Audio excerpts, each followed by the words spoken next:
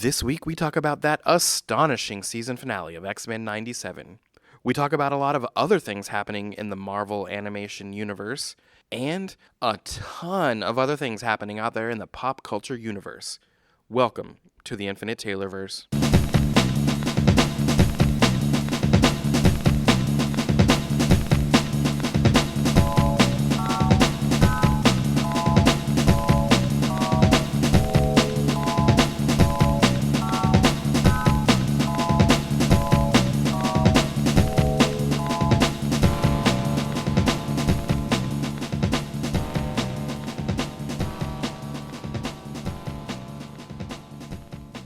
Warning. Red alert. Ay, ay, ay, ay, ay! Danger, Will Robinson. Danger! That's the emergency alert. This episode is full of spoilers for some of the latest and greatest nerdy movies and shows. Spoilers. Listener discretion is advised. What's up, everybody? Welcome to the Infinite Taylorverse podcast. I'm Billy Taylor. And I'm Taylor Oxner. And this week, if you haven't guessed it, we are back to tell you guys all about the latest things happening out there in the really fun pop culture universe. But before we jump into that, Taylor, what have you been nerding out about this week, man?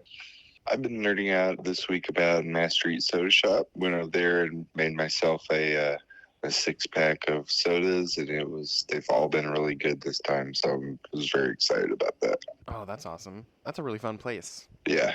They've got so many sodas you can think of. And for me, the, elderly gentleman that I guess I am, they even have a very big caffeine-free section, and that made me very happy. Yeah. Well, that's awesome. Well, for me, I've been nerding out about going back and reading for the first time, because I've never read these, the line of comics called New X-Men, and it's the one by Grant Morrison. Yeah, it's the New X-Men from 2001 by Grant Morrison, and it went something like 44 issues or 41 issues, something like that. It's just the self-titled X-Men book, and it just changed names for a while. Yeah, so it's part of, if you were to go by legacy numbering, it fits in there somewhere. Yeah. Okay, gotcha. Well, I haven't really read a lot of modern X-Men, and I saw somewhere online that if you read this, it'll really tie in well to some of the X-Men 97 stuff, and possibly even some of the Deadpool and Wolverine stuff, and things like Cassandra Nova, who's Professor Xavier's twin sister, is introduced in this book, right? Yeah.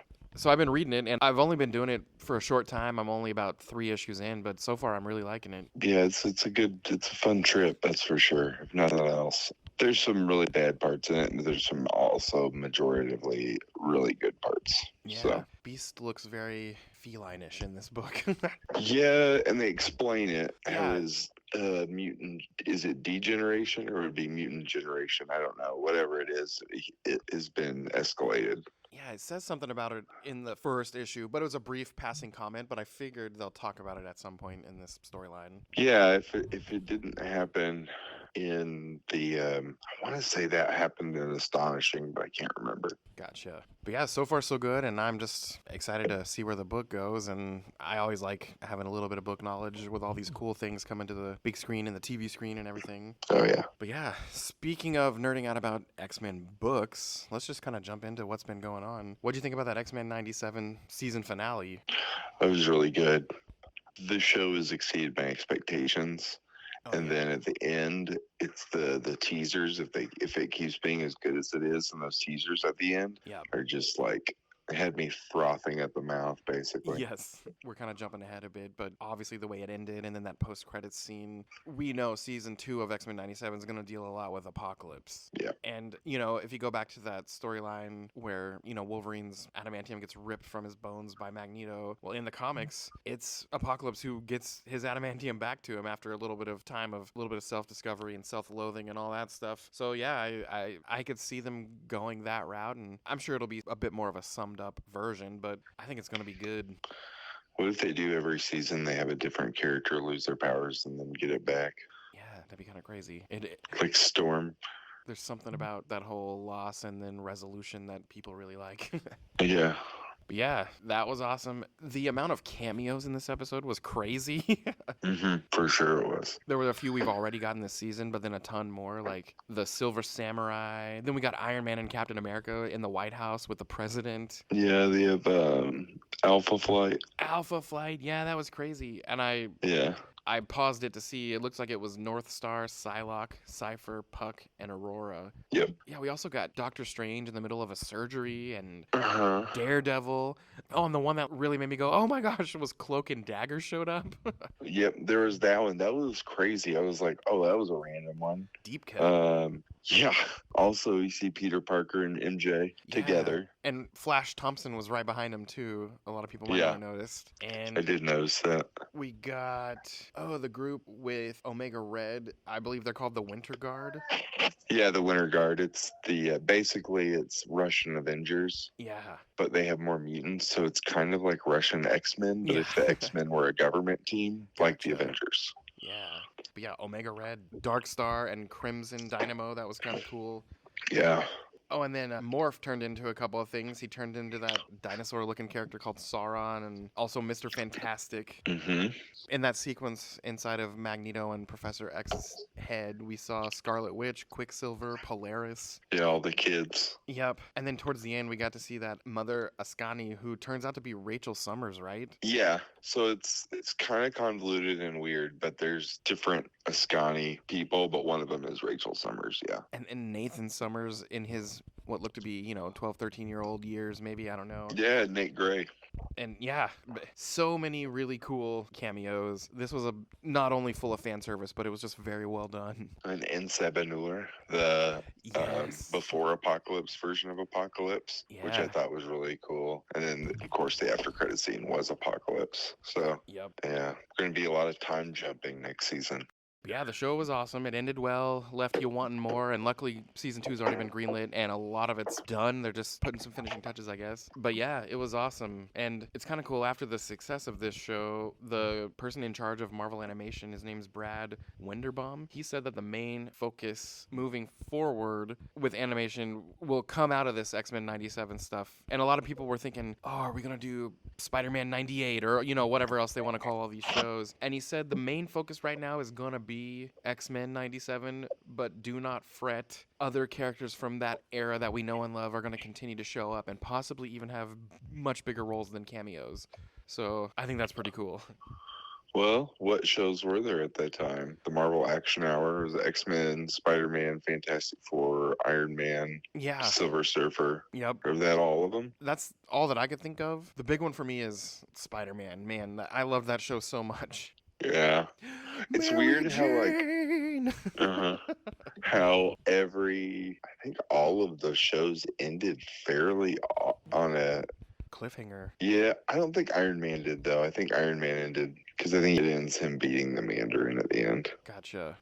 And I honestly don't remember watching that particular one as a kid. I remember the Fantastic Four one. You don't remember the Iron Man one? As an adult, I've watched it, but I can't remember watching it as a kid. Huh. Yeah. We watched it as a kid, but I don't remember watching a lot of it. Yeah. There's not that many episodes. I think it's like 11. Gotcha. Maybe a little bit more. I don't know. The town I lived in was super weird with cable channels. We didn't even have a lot of channels. We had cable, but we didn't even have, for example, WB until I moved to college 8 hours away. And then as much as I love Superman, we didn't have WB. And when I moved to college, the show Smallville was in season 3. And so I didn't even get to start watching that show until season 3 because the town I lived in didn't have WB as a channel. Oh, wow. Yeah. Cable is so different now. It's weird, but yeah, that's probably why I didn't see that show as a kid. Yeah. Let's see, keeping on the side of Marvel Animation, this new show called The Eyes of Wakanda is going to be coming out fairly soon. And it sounds like the way they were talking about it, this one is going to be MCU canon. And the main characters are going to be called the War Dogs. And maybe that's something you know more about, but I don't know much about them. I mean, it doesn't sound familiar to me. Yeah, I just know it's a Wakanda series, animated, in continuity, revolving around a group called the War Dogs. But I don't know much about it, but I know I'll watch it. Yeah, for sure. And they also said something about that show, Spider-Man Freshman Year, that was supposed to come out. They've kind of revamped it completely, and it's now going to be called Friendly Neighborhood Spider-Man. And they haven't mentioned whether it's going to be in continuity or not, because the Homecoming show wasn't necessarily going to be in continuity, but this one, they have not commented on that. And my only thought is, why would you revamp it if it's not going to be? But who knows? Okay. Yeah. I didn't like the idea of it not being in continuity to begin with. Yeah. I didn't really care for that, but yeah. Yeah. I thought that was kind of an interesting choice, but yeah, who knows? Oh, the last thing about this animated stuff, it looks like the Disney CEO, Bob Iger, just came out and said, hey, moving forward, there is not going to be more than 3 movies and 2 shows per year coming from Marvel. What? Yeah. Boo. I know, but I guess from his point of view, he's wanting it to be more of a quality over quantity thing, and yeah, we'll see what that means. I mean, that's good. Yeah, keep us wanting more. Yeah. It's probably, honestly, you'll have better quality things. Yeah. So that's good. It just sucks for, like, Yeah, we've gotten the constant, water drip, and now it's going to be even less so. right. We're going to be having withdrawals pretty much. For sure. For sure. Last week, we kind of joked about how it seems like they keep changing the name of the new Agatha Harkness show because they keep officially releasing new title screen images. But since then, they've finally released a final one called Agatha All Along, and that's what they're going with, apparently. And they kept saying all those silly names so they can get back around to calling it, oh, it's Agatha All Along. Yeah. But I think that's kind of funny and clever. I would have liked it if they would have renamed the show every episode. Yeah, and maybe they still will. Because I think that's hilarious to, like, just change the title of depending on what's going on with the show. Yeah, I can honestly see them still doing that. Yeah. Oh, and on the movie side of things, Spider-Man 4 with Tom Holland, I saw a note that says it's going to begin filming here in the next few months. So by the time fall gets here, they'll begin filming, and by fall next year, 2025, that's the plan of when they want to release it. So we're going to be getting a new Spider-Man movie before we know it. And right now, the big rumor, which at the moment it's all rumors, but it's coming from sources that typically turn out to be true, is that that piece of Venom that was left on Earth 616 at the end of No Way Home is going to play a big role in this movie. And if you think about it, I would hope so. yeah, I was going to say, if you think about it, Peter's got to be depressed. Everything he knows and loves is out of his life right now. No one even knows who the heck he is. And I can picture a depressed, downtrodden, upset, angry Spider-Man getting infected with the symbiote and having to deal with all that. But yeah, I think it's going to be a good movie. Yeah. We also got to note that there is definitely a Young Avengers film in the works, and it's going to begin filming at the beginning of 2025. So they're not quite filming it yet, but that's when they're going to start filming it. And then by 2026, we'll have some kind of Young Avengers product. Now, it doesn't really say if it's a movie or a show, but it's a thing that's going to happen. It's going to be led with Kate Bishop, and it also, this thing that I read mentioned that Kate Bishop is going to be showing up in Avengers 5, as well as the very, very recently greenlit Hawkeye Season 2. So yeah, got some Young Avengers coming. Well, finally announcing it. Yeah, I mean, here on this show, it's been called ages ago, right? Like almost our first year of recording. Yeah. Let's see. Oh, they also said that as soon as this Blade movie wraps production, cameras are going to begin rolling on a Midnight Suns movie. So that's kind of cool, too. So is the Blade movie going right now? Yeah, I believe they're approaching being done. Wow. Yeah. I thought the thing that was never going to get done. Right? That's the way it seemed. Mm-hmm. They also recently mentioned that they're still doing a Nova story, but this one's going to be a Disney Plus series, not one of those movies and not one of those one-shots, but an actual series, like a mini-series. Oh, okay. Another thing that they just said was the actor Zac Efron was just recently offered a mysterious, unnamed role in the MCU. We don't know what that role is, but we do know that he's been extended an offer to play something. Huh, okay. Sounds good. Yeah. Oh, and the final thing, this one's a little bit funny. Over on Netflix, the Madam Web movie reached #1 on Netflix last week. So it is the #1 viewed thing on Netflix right now. And that's kind of crazy. That is crazy. It's, not the best thing in the world. But I guess, all those people that did not go pay to see it at the theater are finally saying to themselves, I guess I'll watch this now. Well, yeah. So that checks out. Over with DC, there's not a ton of news except that they just talked about in this new James Gunn DCU, there is going to be a Booster Gold TV series, and it's already in the works right now. First of all, hooray, and finally. That's so exciting. Yes. And obviously in the comics, Blue and Gold, Booster Gold and Ted Cord version of Blue Beetle, that's a whole thing. But this article that I read said that Blue Beetle, Jaime Reyes Blue Beetle, and also acted by Zolo Mardueña, who played him in the recent movie, that version of Blue Beetle will be tagging along occasionally in this series. Okay. And yeah, I'm down for that. I always loved the Ted Cord version and Blue Beetle being best friends and everything, but I'm just happy to finally get Blue and Gold. Yeah, I'm kind of chomping at the bit for him to do more Tim Gunn DC stuff. It's kind of, I feel like it's been a while since that Blue Beetle movie came out. Yeah, and a little bit of news about Superman and Lois, which we kind of said last week, but that's done. They've done filming it, but it's going to be fall by the time we start seeing the episodes. And it's only, I think it was 11 episodes maybe they said. So fall's going to get here quick. We're going to get that show, and it's going to be over quick, which bums me out because I really like that show. Wow. I mean, that'll wrap up all the CW stuff. Yep, it's going to put a bow on it and usher us into this new era. In continuity cartoons and shows. Yes. Over with Star Wars, not a lot of news, but there was a new TV spot for Star Wars The Acolyte, and it dropped quite a few hints about the villain of the show. And if you haven't seen it, it's real quick. It's not a long trailer or anything, but it's worth a watch. But to go with that, this show arrives on Disney Plus on June 4th, so we're about 2 weeks away from it. That's not too far off at all. Man, time just flies by. I know. The last few things here, over on Netflix, we got a teaser trailer for Season 2 of The Sandman.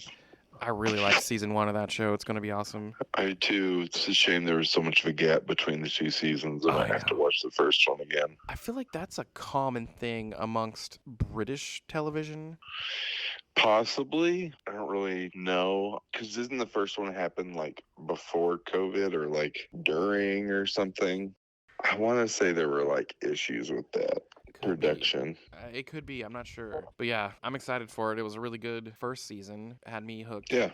Also on Netflix, there's a new series coming called Terminator Zero, and it's an anime taking place in the Terminator universe. And apparently it's in continuity, but I don't know. I like the Terminator and I like time travel, so I'm excited to see what this show's all about.